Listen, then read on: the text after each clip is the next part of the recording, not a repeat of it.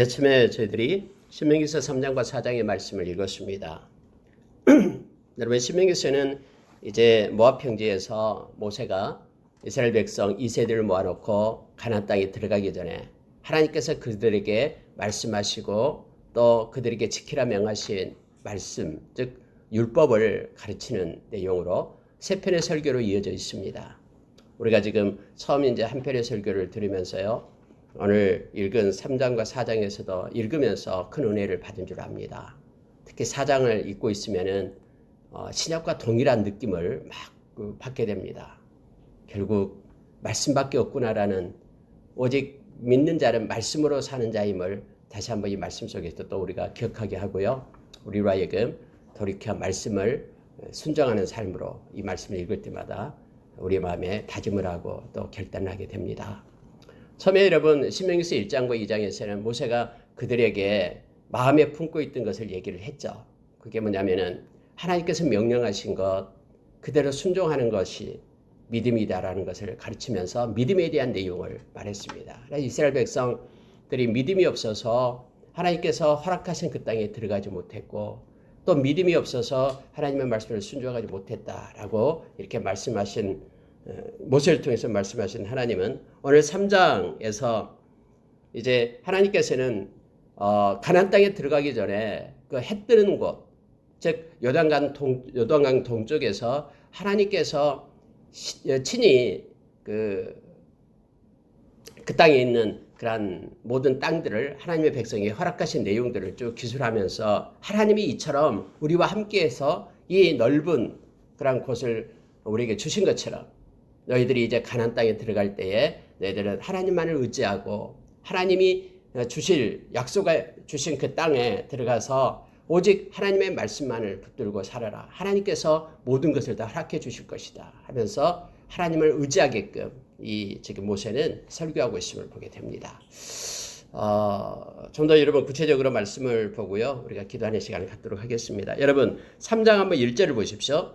너희가 돌이켜 바산으로 올라가며 바산 왕 옥이 그의 모든 백성을 거느리고 나와서 우리를 대적하여 에드레이에서 싸우고자 하는지라. 여호와께서 내게 이르시되 그를 두려워하지 말라. 내가 그와 그의 모든 백성과 그의 땅을 내 손에 넘겼으니 하면서 이제 하나님께서 이스라엘이 이제는 행진하고 있는 그곳을 가로막고 있는 이 바산 왕 옥에 대한 내용을 이렇게 3장에서 기록을 합니다. 여러분, 이 사건은 이미 이스라엘 백성들이 지금 광야 모압 평지에 있는 그들이 이미 겪었던, 그리고 그것도 몇 년 전에 겪었던 생생한 사실이거든요. 그래서 이것을 가지고 모세가 다시 그들에게 이제는 믿음을 갖게끔 말씀을 하고 있는 거예요. 그들이 와서 막았다. 그런데 하나님께서 오셔서 말씀했다. 즉 하나님의 허락이 있었다. 그들을 우리 손에 넘기겠다고 하나님이 말씀하셨다. 그러니 하나님께서 말씀하신 대로 그 결과가 뭐냐? 너희들이 보았듯이 이 모든 것들을 하나님이 우리 손에 맡기고 넘겼다라고 지금 모세가 말하고 있는 것입니다. 여러분 보십시오. 5절에 보십시오. 그 모든 성읍이 높은 성벽으로 둘려있고 문과 빗장이 있어 견고하며 그 외에 성벽 없는 고을이 심히 많았느니라. 너희들이 보다시피 그들이 쌓았던 그런 성벽은 너무나 높고 너무나 견고했다. 다시 말하면 우리의 힘과 능력으로는 그 땅을 정복할 수 없는 그런 상태였다는 거 너희들이 잘 알고 있지 않냐. 그러나 하나님께서 그런 견고한 성이다도 우리에게 넘겨주겠다고 약속하면 하나님께서는 그대로 일하시고 성취하신 것을 너희들이 목도했다라는 걸 지금 모세는 강조하고 있는 거예요. 그러니 눈에 보이는 대로 두려워 떨지 말고 하나님의 말씀을 붙잡고 우리가 가나안 땅으로 들어가야 된다라고 지금 모세는 설교하고 있는 것을 보게 됩니다. 심지어 성벽 없는 고을이 심히 많았는데 이 성벽이 있는 고을만도 60개가 되고요. 성벽이 없는 고을이 심히 많았다. 그러면 그 많은 것들을 하나님께서는 약속하신 대로, 말씀하신 대로 그대로 우리에게 넘겨주었다. 그러니 우리는 말씀을 붙잡자라고 모세는 말합니다. 심지어 여러분 거기에 있는 11절을 보면 이렇게 말하고 있어요. 자, 르바임 족속의 남은 자는 바산 왕 옥분이었으며 그의 침상은 철 침상이라. 아직도 암몬 족속의 라빠에 있지 아니하냐? 그것을 사람의 보통 규빗으로 재면 그 길이가 9규빗이요 너비가 4규빗이라. 뭐 이거 자세히 지금 이 바산 왕 옥, 바산 왕 옥의 침상까지도 얘기하고 있는 것입니다. 왜 모세가 이렇게 자세하게 한 예를 들어서 이렇게 나타낼까요? 그들은 철을 가지고 있다라는 거예요. 그때 당시 여러분 철이 지금 모세가 이때 당시 언제입니까? BC 1400년이잖아요. 1400 지금 5년째, 6년째잖아요. 그때 당시에요. 이 철기 문화가 있었다라는 거예요. 철을 가지고 있고 심지어 얼마나 그 왕이 옥이 얼마나 큰 그런 철침상을 가지고 있었냐면 9기빗. 여러분 9기빗 그러면은 한 기빗이 약 4.5 그러니까는 약 45cm 정도 0.45 정도 된다 그러면은 49 36 상당히 길지 한 4m 가까이 되겠네요. 길이 자체가요. 너비가 4기빗. 어쨌든 기골이 장대하고요. 너무나 힘이 있고요. 또 그런 문화도요. 이렇게 발달된 문화가 있었다라는 것을 지금 말하고 있는 거예요. 그러니까 우리 힘으로는 뭐 이스라엘 백성이 언제 뭐 훈련을 받았습니까? 뭐 했습니까? 도저히 우리의 힘으로는 정복할 수 없는 그 땅, 그들의 문화도 있고 그렇게 엄청나게 힘이 세고 그들의 성벽은 너무 높고 그렇지만은 그것과는 아무런 상관없이 하나님이 이것을 너에게 넘기겠다라고 말씀하면 그대로 성취되는 것을 너희가 보았다라는 걸 지금 강조하고 있는 거예요. 그래서 우리는 보이는 대로 사는 것이 아니라 믿음으로 사는 것이다라는 걸 지금 말하고 있으면 보게 됩니다. 심지어 그래서 그 땅을 모두가 다 하나님이 우리에게 주셔서 그 땅에 이제 두 지파 반, 므낫세와 갓지파와 그리고 르벤 지파와 므낫세 반 지파, 갓지파 이 세 지파에게 주었고, 자 21절 넘어가겠습니다. 그때 내가 여호수아에게 명령하여 이르기를 너희의 하나님 여호와께서 이 두 왕에게 행하신 모든 일을 내 눈으로 보았거니와 내가 가는 모든 나라에도 여호와께서 이와 같이 행하시리니 너희는 그들을 두려워하지 말라. 너희의 하나님 여호와께서 친히 너희와 너희를 위하여 싸우시리라 하였노라. 지금 여러분 모세는요 이제 그의 후계자인 여호수아를 세워가지고 너가 이제는 가나안 땅에 들어가서 그 정복 전쟁을 하게 될 텐데 하나님께서 친히 너희를 위하여 싸울 것이다. 이것처럼 그래서 한 예로 보여줬다라는 거예요. 이 해 뜨는 땅 동쪽 요단강 동쪽에서 가나안 땅에 점령하기 전에 하나님께서 내가 이렇게 친히 너희와 싸우겠다라는 것을 보여줬으니 너는 담대하라. 두려워하지 말라. 하면서 여호수아에게 그렇게 모세가 명령했다라고 지금 말하고 있습니다. 물론 여호수아는 이 하나님의 말씀을 가지고 들어갑니다. 우리가 다음에 이제 여호수아서를 보게 될 겁니다만은 여호수아처럼요 정말로 하나님 앞에 온전한 자가 없었어요. 그는 죽을 때까지 정말로 하나님 앞에 온전한 자로 하나님을 여호수아서 24장 14절의 말씀처럼 하나님을 경외하고 하나님께 온전함으로 진실함으로 하나님을 섬기자. 해서 여호수아가 이제는 하나님 앞에 가기 전까지 모든 백성들이 여호수아를 따라서 그렇게 하나님을 잘 섬겼다라고 성경은 기록해주고 있음을 보게 됩니다. 여러분 25절 보시기 바랍니다. 이제 모세가 하나님 앞에 그렇게 기도하는 장면이 나옵니다. 구하옵나니 나를 건너가게 하사 요단 저쪽에 있는 아름다운 땅 아름다운 산과 레바논을 보게 하옵소서. 얼마나 모세는 그 땅에 가보고 싶었겠습니까? 광야에 40년간 이스라엘 백성을 이끌어내서 그 많은 이스라엘 백성을 인도했잖아요. 결국 그 목적이 뭡니까? 가나안 땅에 들어가게 하기 위해서 그런 거죠. 그래서 모세가 기도했다라고 말합니다. 들어가게 해주십시오. 그 아름다운 땅 보고 싶습니다. 그 땅 밟아보고 싶습니다. 이렇게 하나님 앞에 기도했는데 하나님께서 26절에서 이렇게 말합니다. 여호와께서 너희 때문에 내게 진노하사 내 말을 듣지 아니하시고 내게 이르시기를 그만해도 족하니 이 일로 다시 내게 말하지 말라. 여러분 모세는 하나님과 대면하여 본 자라고 그랬죠. 그래서 하나님께서 모세에게 말씀하시고 교통하는 그 내용을요 친밀함 중에 있는 것을 지금 이 설교에서 이렇게 말씀하고 있는 거예요. 하나님께 다른 성경에는 안 나와 있습니다. 하나님께서 내가 기도했던 내용도 안 나오고요. 다른 성경에 여기서만 나오고 있는 거예요. 모세가 내가 하나님께 그렇게 기도했다. 나 그 땅 가고 싶다라고. 그랬더니 하나님이 그만하면 족하다. 네 은혜가 족하다 이거예요. 네 은혜가 족하다. 그러니 다시는 이것 가지고 나한테 기도하지 마라. 나는 여기까지고 네가 지금까지 열심히 충성스럽게 내 집에 충성된 종으로 일을 잘했다. 여기까지다. 라고 하나님께서 그렇게 말씀하신 거예요. 여러분 이거 읽고 있으면 마치 바울 사도가 고린도후서 12장에 나온 그의 그 지병을 놓고 하나님 앞에 기도했던, 우리 주님께 기도했던 것 나타나죠. 그래서 그때 가시를 위해서 3번씩이나 기도했는데 주님께서 그렇게 말씀하셨다고 했죠. 내 은혜가 족하다라고 말했어요. 그랬더니 그 말을 듣자마자 그의 그 마음 가운데 있었던, 바울사도의 마음 가운데 있었던 것들이 다 소멸되죠. 오히려 기쁨으로 채워지게 되죠. 여러분, 바울사도는 얼마나 서운했겠습니까? 바울사도가 다른 병자들 막 고쳤잖아요. 그리고 정말로 숱한 고난과 역경, 복음 때문에 막 그런 것들 받았잖아요. 그러면 하나님, 내 몸 좀 온전히 해줘가지고 저 힘있게 더 건강한 모습으로 더 전하게, 말씀 전하게 해주면 얼마나 좋겠습니까? 라고 생각을 했겠죠. 하나님 왜 그러세요, 주님?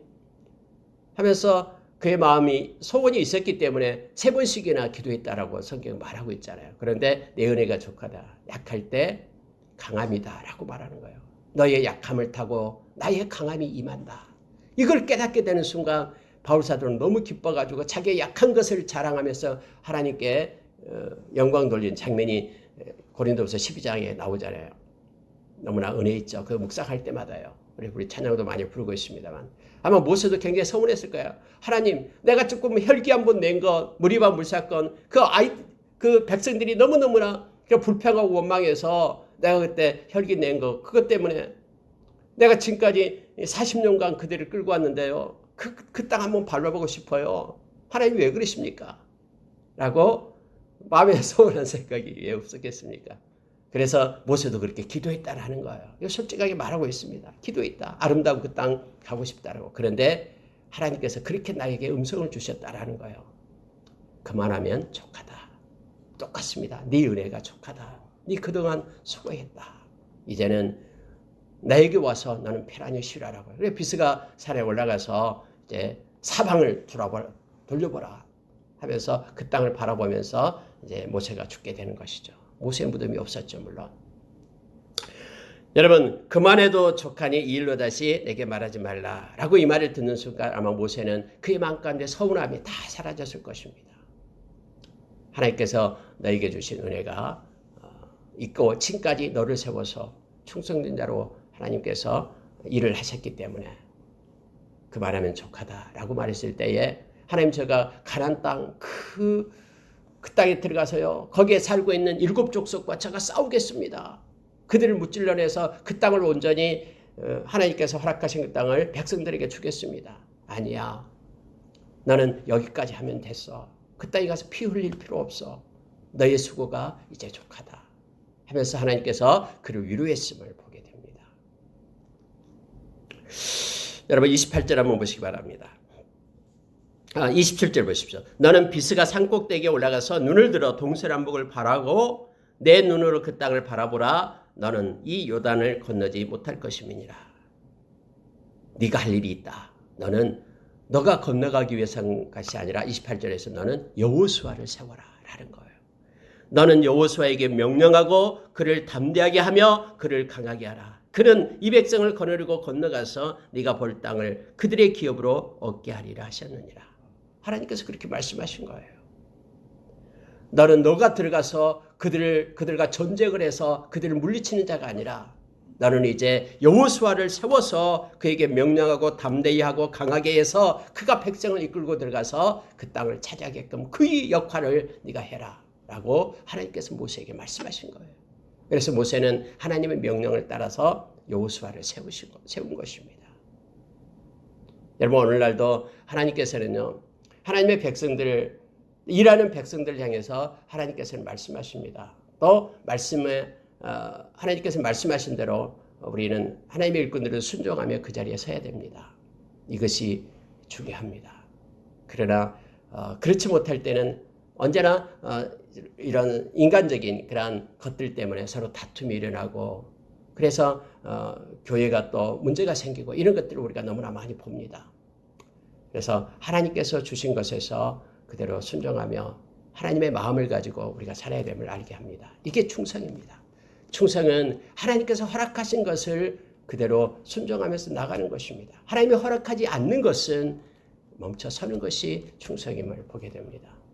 우리 주님 마태복음 24장에서 주님 오실 때 충성된 자, 주님은 기뻐하시며 주님이 오실 때 충성된 자가 주님을 만나게 된다라고 말합니다. 하나님께서 주신 거에 대해서 감사함으로 우리가 순종하며 나가는 자로 우리가 서기를 원합니다. 그러면서 여러분요, 4장으로 넘어가면서 이제 모세는 하나님의 마음을 전하고 있는데요. 오늘날 말씀과 동일합니다. 여러분 4장 1절을 보십시오. 이스라엘아, 이제 내가 너희에게 가르치는 규례와 법도를 듣고 준행하라. 그리하면 너희가 살 것이요. 자, 2절에 보니까는 너희에게 명령하는 말은 너희는 가감하지 말고 내가 너희에게 내리는 너희 하나님 여호와의 명령을 지키라. 말씀을 듣고 준행하라. 그리하면 너희가 살 것이요. 라고 말합니다. 가나안 땅에 그 7 족속들이 기다리고 있는데 막 어떤 용병수를 익히고 뭔가 노력하고 지혜를 짜고 이게 아니에요. 하나님께서는 철저하게 이 험하고 힘든 그런 싸움과 영적 전쟁이 있는 오늘날에도 동일하게 무슨 얘기를 하냐면은 말씀을 준행하라 이거예요. 말씀을 준행하라. 그리하면 살리라 라는 거예요. 말씀을 준행하지 않으면 너희들은 죽을 것이요. 말씀을 준행하면 너희들이 살 것이다 라는 것을 말하고 있음을 보게 됩니다. 그런데 말씀을 준행하되 가감하지 말라. 더하지도 말고 빼지도 말라. 우리가 여러분 요한계시록 22장 18절 19절에서 또 역시 말하고 있죠. 이 계시된 말씀에서 더하면은 기록된 재앙을 너한테 더할 것이고 빼면은 너희는 그 거룩한 성에 들어가는 것에서 너희가 제외되리라 빼리라 라고 얘기하고 있죠. 여러분 하나님의 말씀은요 그대로 하나님이 말씀하신 그대로 온전함으로 우리가 순종을 해야 됩니다. 나의 입맛에 맞게 그것을 이렇게 가위로 이렇게 절단해서 그것을 세워서는 안 됩니다. 언제나 하나님은 우리의 논리 아래에 말씀이 있는 게 아니에요. 우리의 이성과 논리 위에 하나님의 말씀이 있어요. 그래서 우리의 이성으로 이 말씀을 갖다 재단해서는 안 돼요. 말씀 아래 우리의 이성을 둬야 됩니다. 그래서 때로는 이해가 되지 않고 때로는 내 마음에 맞지도 않은 그럴 수도 있죠. 말씀에 따라서 순종하는 것이요. 그럼에도 불구하고 하나님의 말씀은 언제나 옳아요. 그리고 하나님의 말씀과 하나님은 분리될 수가 없어요. 우리가 하나님을 사랑한다고 하면서 하나님의 말씀을 하찮게 여긴다 그것은 사랑하는 게 아니에요. 하나님의 말씀과 하나님은 언제나 같이 됩니다. 우리 주님도 말씀했죠. 나와 복음을 위하여 이렇게 말합니다. 가감하지 말라라고 얘기합니다. 자, 4절 보시기 바랍니다. 오직 너희의 하나님 여호와께 붙어 떠나지 않는 너희는 오늘까지 다 생존하였느니라. 여러분 바알 부호를 얘기하면서 너희들이 이미 겪었던 것 아니냐, 너희들이 참여했던 거 아니냐라고 얘기합니다. 하나님 대신에 우상을 따라가고 거기에 섬겼던 그들 다 멸망받았다. 그러나 하나님께 붙어 있기만 하면은, 하나님과 함께하기만 하면은 그들은 다 지금까지 생존하고 있다라고 모세는 말하고 있습니다. 우리가 다 알아야지만 믿는다. 이것은 말이 안 됩니다. 우리의 지식의 한계 때문에 그렇습니다. 그러나 하나님의 말씀을 때로는 이해가 되지 않고 논리적으로 우리의 논리와는 상관이 없어도 그 말씀을 붙잡고 끝까지 신뢰하고 좋으신 하나님을 의지하고 붙어 있으면 우리는 그 붙어 있고 함께함으로 인하여 마치 가지가 포도나무에 붙어 있어서 생명을 공급받듯이 그 논리는 알지 못하더라도, 다시 말하면 가지가 뿌리로부터 어떻게 자양분이 공급되고 이건 알지 못하더라도 가지를 통해서 열매를 맺고 이걸 통해 하나님께 영광 돌리는, 그래서 구원받는 백성으로 서게 됨을 이 말씀을 통해서 우리가 보게 됩니다. 그래서 여러분 때로는 우리가 믿음을 가지고 나갈 때에 우리 주님을 떠나지 않고 믿음 안에 있을 때 여러 가지 삶의 굴곡적인 고난이 오고 역경이 올 때도 우리 주님 그 뜰 안에 있게 될 때 우리는 구원받은 백성으로 세워지게 됨을 말씀을 통해서 보게 됩니다. 여러분 6절을 한번 보십시오. 너희는 지켜 행하라. 이것이 너희 여러 민족 앞에서 너희의 지혜요 너희의 지식이라. 참 여러분 성경은요 이 말씀에 대해서 너무나 깊게 확장을 우리에게 줍니다. 아니 여러 민족 앞에서요 우리가 지혜가 있고 우리가 지식을 갖는 것이 어디에서 나오냐 그러면 말씀에서 나온다고 얘기합니다. 그래서 말씀을 지켜서 행하는 것, 우리가 마태복음 7장 23절 이하에서도 성경 말해주고 있잖아요. 우리 주님께서 말씀을 지켜 행하는 자, 그가 지혜로운 자다라고 얘기합니다. 그래서 반석 위에 세운 집과 같다라고 우리에게 가르쳐주고 있죠. 세상의 모든 지혜는요, 이 살아있는 이 말씀에서 오게 됨을 알게 합니다. 결국 말씀대로 이루어지니까 성취되고, 그래서 우리는 말씀을 순종하는 것이 지혜입니다. 다른 것이 아니라 어떤 것을 연구하고 계획하고 말씀과 상관없이 따라가는 것이 아니라 말씀을 그대로 묵묵히 순종해 나가는 것이 지혜와 지식이다라는 것을 성경은 가르쳐주고 있습니다. 자, 여러분 이제 두 번째로 이제 말씀에 대해서 얘기하고요. 두 번째는요, 이 모세가 이제 기도에 대해서 얘기합니다. 자, 7절 보시기 바랍니다. 우리 하나님 여호와께서 우리와 그에게 기도할 때마다 우리에게 가까이 하신 것 같이 이 신이 가까이 함을 얻는 큰 나라가 어디 있느냐. 무슨 얘기냐면요, 하나님은 살아계시기 때문에 우리가 그분께 기도할 때마다 그분은 우리에 가까이 오셔서 우리와 교통해 주신다라는 걸 말하고 있는 거예요. 그러니 너희는 말씀을 붙잡고 준행하며 살고 하나님을 찾고 하나님께 기도하는 자로 설 것을 지금 말하고 있는 것입니다. 여러분, 우리가 디모데전서 4장 4절 5절에 보면은 나오죠. 결국 감사로 받으라라고 버릴 것 없다라고 말씀하시면서 이렇게 말합니다. 말씀과 기도로 거룩해진다라고 얘기합니다. 여러분, 말씀과 기도로 거룩해진다는 게 무슨 뜻입니까? 거룩하다라는 것은 결국 구별됐다라는 것이고요. 우리가 거룩한 백성이다라는 것은 하나님 편에 선 자다라는 거예요. 그러면은 하나님 편에 선 자, 하나님과 함께하는 거룩한 무리들은 반드시 말씀을 순종하고 그리고 기도하는, 하나님께 기도하는 자임을 알게 합니다. 이게 거룩이에요. 거룩한 것임을 알게 합니다. 그래서 여러분, 하나님의 백성은 이 두 가지를 놓치면 안 됩니다. 하나님 말씀을 따라 순종하는 삶, 그리고 하나님과 교통하며 기도하는 삶. 이것이 거룩한 무리의 모습인 거예요. 이것을 떠난다 그러면 거룩한 자로 서는 것이 아니죠. 세상 속에 속하는 것이 된다는 걸 알게 됩니다. 세상의 어떤 지식을 추구하고 세상의 방법론에 휩싸이고 또 세상에서 요구하는 것들 속에 있는 것이, 이건 거룩한 것이 아니죠. 구별된 것이 아니죠. 세상으로부터 구별됐다라는 것은 하나님의 말씀으로 살고 기도로 하나님과 교통하는 삶을 사는 것이고 거룩임을 알게 합니다. 여러분, 이와 같이 말씀을 가지고 기도하려면요, 또 중요한 게 있는 게 뭐냐면 마음입니다. 이 마음이 하나님께로 속하지 않고 마음에 결단이 없다 그러면 절대로 여러분, 우리가 잘 알고 있잖아요. 삶은 마음을 앞서지 못합니다. 언제나 삶 앞에 마음이 앞서요. 그래서 우리가 마음으로 결단하고 마음 가운데 마음을 지켜내면은 우리의 삶이 나타나게 되는 거예요. 거룩한 삶으로요. 그래서 우리가 잘 아는 말씀처럼 무릇 지킬 만한 것보다는 마음을 지키라라고 잠언서에서 말하고 있는 것이죠. 생명의 그러니 이에서 남이라고 말합니다. 자, 9절 한번 보시기 바랍니다. 오직 너는 스스로 삼가며 내 마음을 힘써 지키라. 마음을 지키라라고 얘기합니다. 그리하여 네가 눈으로 본 것 그것을 잊어버리지 말라. 네가 생존하는 날 동안에 그 일이 내 마음에서 떠나지 않도록 조심하라. 나는 그 일들을 내 아들들과 내 손자들에게 알게 하라. 마음을 지켜서 하나님께 속하면서 말씀을 붙잡고 그리고 기도하는 삶을 살 것을 얘기합니다. 마음을 지키라라는 거. 지금 하나님께서 삶을 통해서 보여줬다라는 거죠.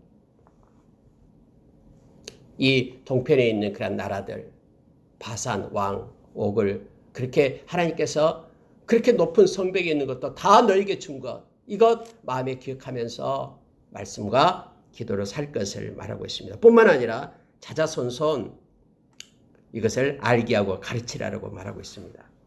10절 보겠습니다. 내가 호렙산에서 내 하나님 여호와 앞에 섰던 날에 여호와께서 내게 이르시기를 나에게 백성을 모으라.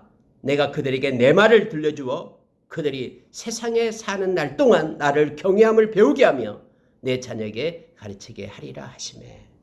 하나님께서 그때 호렙산에서 그때 하나님의 영광으로 강림하실 때 하나님이 그렇게 말씀하셨다. 이것을 보여준 이유가 뭐냐면은 나를 경외하게 하기 위하여. 그리고 이 본 것을 자자손손 가르쳐서 하나님 경외하기를 그들에게 가르치고 그들로 하여금 배우게 하기 위하여라고 말하죠. 여러분, 그래서 성경은요, 다음에 이제 신명기서 5장으로 나갑니다만은 이제 율법에 대해서 얘기를 다시 합니다. 그럴 때 하나님께서는 그렇게 말씀하십니다. 여호와 경외하기를 배우라. 그리고 여호와 경외하기를 가르치라. 라고 하나님을 경외하는 것이 우리의 지식과 지혜의 근본임을 우리는 잘 압니다. 성경에는요, 구약은요, 하나님을 경외하는 자에게 하나님이 주시겠다는 엄청난 약속들이 계속해서 있음을 우리는 압니다. 하나님을 경외하는 자는 그의 말씀을 존중하고 말씀을 붙잡습니다. 그리고 경외하다라는 게 그거잖아요. 첫 번째 나타나는 것이 두려워하다라는 뜻이에요. 그리고 사랑하다라는 뜻입니다. 어떤 일이든지 하나님을 먼저 생각하는 것이 경외함이에요. 이걸 가르치고 배우라라고 말하고 있습니다. 그래서 여러분, 하나님께서 그렇게 행하심이 경외함을 배우게 하고요. 하나님을 경외하는 자에게 주신 약속은 무궁무진합니다. 제가 자주 얘기하죠. 시편 25편 하나님을 경외하는 자에게 주시겠다는 약속이요. 너의 앞길을 지도하리라. 너에게 평강을 주리라. 내가 너에게 친밀함을 더해 주리라. 너의 자손을 내가 지켜주리라 하면서 하나님께서는 막 계속해서 약속을 주고 있는 것을 보게 됩니다. 오늘날도 동일합니다. 하나님을 경외함이 없이는요, 하나님의 말씀을 순종할 수가 없습니다. 그리고 하나님 경외함이 우리의 믿음이고 신앙임을 성경은 가르쳐 줍니다. 여러분 14절 한번 보시기 바랍니다. 그때 여호와께서 내게 명령하사 너희에게 규례와 법도를 교훈하게 하셨나니 이는 너희가 거기로 건너가 받을 땅에서 행하게 하리 하심이라 해서 하나님께서는 말씀을 주셨고 그 말씀을 주신 이유가 그 땅에 건너가서 너희들이 말씀을 순종하는 자로 말씀의 사람으로 세우기 위함이다라고 말하고 있습니다. 특히 강조하고 있는 게 뭐냐면 이제 우상 숭배하지 말라라는 거예요. 왜냐하면 그 땅은 모든 땅이 다 우상 숭배로 가득 차 있는 모든 제도도. 그래서 여러분 하나님께서 그들에게 명령, 그때 그 땅 가면은 부숴라라고 얘기하죠. 모든 우상과 형상을 다 부숴라. 그들을 다 쫓아내라. 그들의 문화를 습득하지 말라라고 얘기합니다. 새로운 하나님의 백성, 그들의 모습대로 설 것을 성경은 요청해 주고 있습니다. 특히 우상 숭배에 대해서 얘기하는데요. 오늘 여러분 16절 보시기 바랍니다. 그리하여 스스로 부패하여 자기를 위해 어떤 형상으로든지 우상을 새게 만들지 말라. 남자의 형상이든지 여자의 형상이든지 계속해서 형상에 대해서 얘기를 합니다. 근데 여러분 이스라엘 백성이 이걸 그대로 따라합니다. 여러분 참 이상하죠. 스스로 부패하기 시작하면은요, 사람은 하나님을 떠나게 되고요. 그리고 형상을 만들려고 합니다. 이게 로마서 1장에서도 동일하게 말해주고 있는 거예요. 그들의 마음 가운데 하나님 두기를 싫어하니까 그들이 피조물 중에서 그런 버러지 같은 우상을 막 섬기기 시작하는 거예요. 그래서 가장 악한 것이 뭐냐면은 마음이 이렇게 부패하고 썩을 때 나타나는 현상이 우상을 만들기. 자기를 위하여 이제 자기 중심으로 돼버려요. 자기 위하여 우상을 만들기 시작합니다. 마지막 때는 더 그렇습니다. 그래서 앞으로는요, 이상한 우상들이 다 나타나게 될 거예요. 다 나타납니다. 세상의 풍속을 따라가고요. 막 사탄이 그렇게 합니다. 제가 엊그저께 그 결혼식 가서 깜짝 놀란 게 중에 그거 하나였습니다. 요즘에 여러 가지 그 트렌드대로 이렇게 얘기하는데, 다시 말하면은 하나님 앞에서 하나님께 영광 돌리고 그러한 축복을 받으면서 하나님께 감사하면서 시작돼야 될 그러한 결혼식이었는데 참 마음이 씁쓸했습니다. 어쨌든 여러분 점점점 세상은요, 디모데후서 3장에서 나온 말씀처럼 이렇게 자기 중심으로 바뀝니다. 그리고 자기를 사랑하고 돈을 사랑하고 쾌락을 사랑하는 쪽으로 흘러가고요. 그리고 이처럼 부패함으로써 인하여 하나님과 점점 멀어지는, 그리고 악한 사탄은 계속해서 우리가 에베소서 2장 2절 이하의 말씀처럼 우리로 하여금 우리의 정욕대로 우리의 마음대로 세상을 살게 하고요. 뿐만 아니라 세상의 풍속을 따라서 살게끔 그렇게 하는 것임을, 그렇게 함을 보게 됩니다. 마치 인생이 내 것이니까 네 마음대로 살아라라고 계속해서 부추기고 또 이쪽으로 세상은 흘러가게 됨을 우리가 이거 알게 합니다.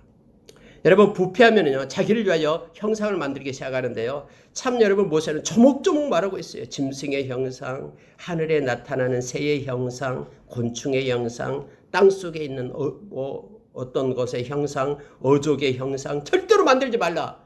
라고 구체적으로 말하면서 심지어 여러분 19절에 한번 보시기 바랍니다. 또 그리하여 네가 하늘을 향하여 눈을 들어 해와 달과 별들 하늘 위에 있는 모든 천체 곧 너희의 하나님 여호와께서 천하 만민을 위하여 배정하신 것을 보고 미혹하여 그것에 경배하며 섬기지 말라. 하늘에 여러분 우주를 보고요. 또 하늘에 나타나는 그런 별들을 보면 너무나 아름답고 그렇잖아요. 근데 다른 성경 시편에도 그게 나옵니다. 그것에 마음을 뺏기지 말라라고 얘기하는 거예요. 하나님께서 배정하신 것 그것 보고 미혹되어 가지고 그것을 경배하고 섬기지 말라. 그런데 여러분 우리가 인류 역사를 보면은요. 하나님이 없는 백성들은 모두가 다 이걸 섬겼어요. 1월 성신을 섬겼고요. 막 그 천체의 어떤 그 뭐 원리를 이용해 가지고 그걸 갖다 신뢰하고 의지하고 마치 형상으로 만들어서 섬겼던 것들을 우리는 너무나 잘 압니다. 마음이 부패하기 시작하면은 이 우상을 섬기기 시작함을 보게 됩니다. 하면서 이것에 대해서 말하고 있습니다. 물론 그 가나안 땅에서는요. 이런 것들을 다 섬겼습니다. 그러면서 여러분 24절에 보시기 바랍니다. 하나님께서 이렇게 말씀하십니다. 23절부터 볼게요. 너희는 스스로 삼가 너희의 하나님 여호와께서 너희와 세우신 언약을 잊지 말고 내 하나님 여호와께서 금하신 어떤 형상의 우상도 조각하지 말라. 내 하나님 여호와는 소멸하는 불이시요 질투하시는 하나님이십니다.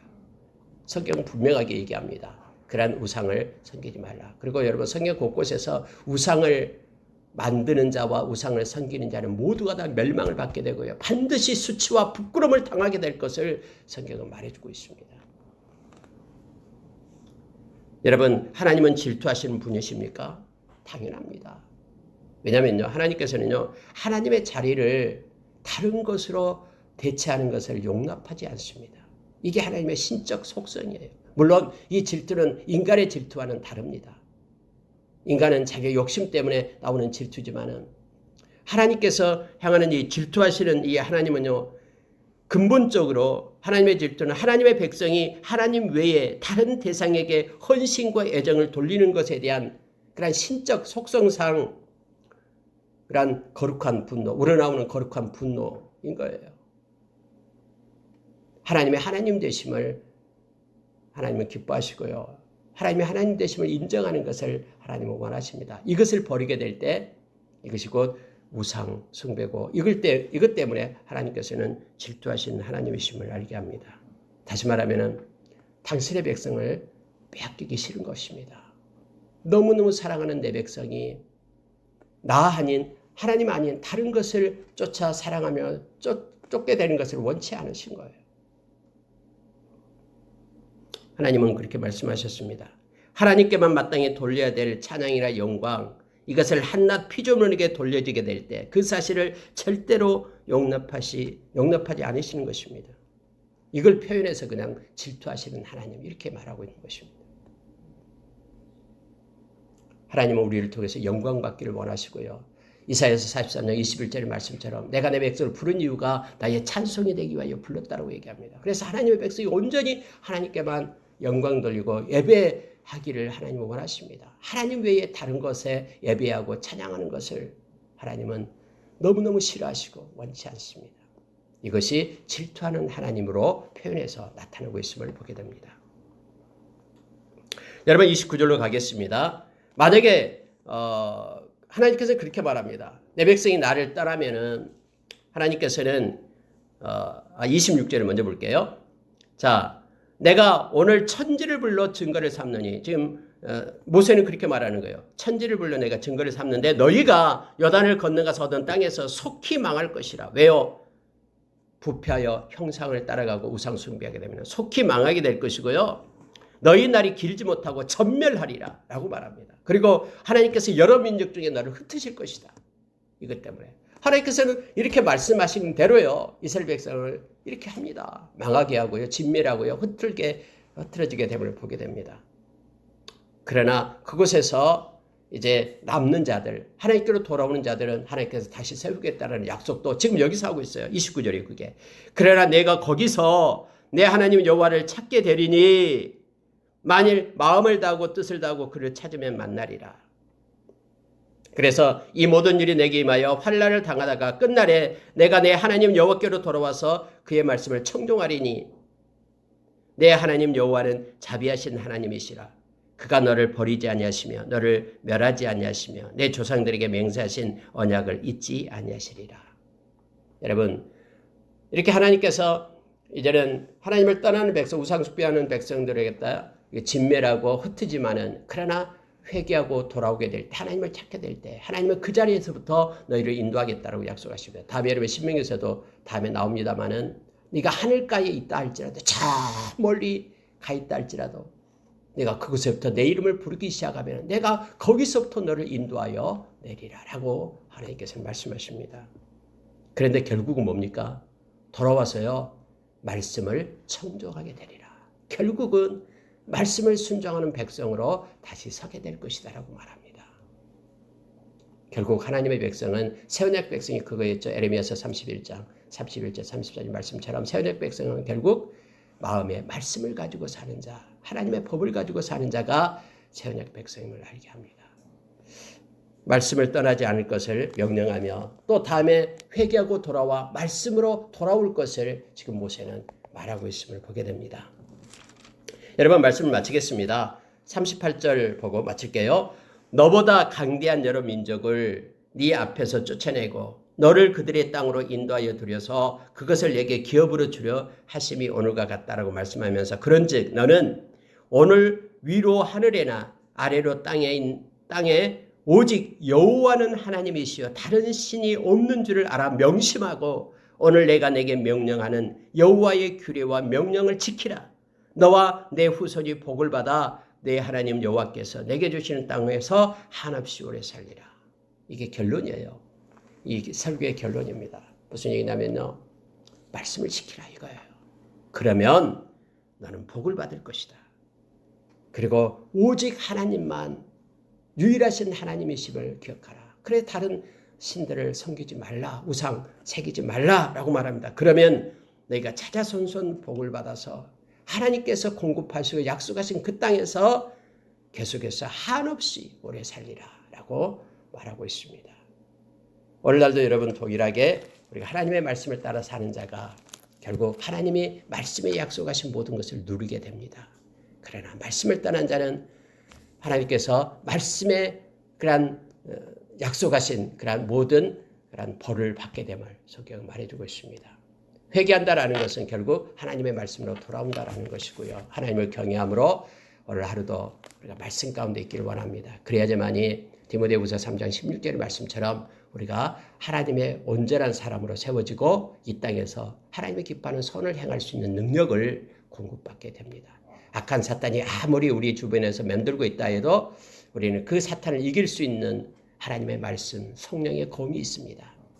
말씀은 진리이기 때문에 거짓은 진리 앞에서 떠나게 됩니다. 악한 사탄은 거짓이거든요. 거짓의 영이거든요. 알레떼이야. 이 진리의 말씀을 가지고 살아갈 때 우리는 그래서 자유함을 누립니다. 요한복음 8장 32절의 말씀처럼 진리를 알진 진리가 너희를 자유케 합니다. 진리는 예수 그리스도와 그분의 말씀임을 성경은 우리에게 말합니다. 오늘 하루도 주님의 말씀 때문에 우리가 자유를 누리고 또 주님께 영광 돌리는 하루가 되기를 원합니다. 이렇게 기도하겠습니다.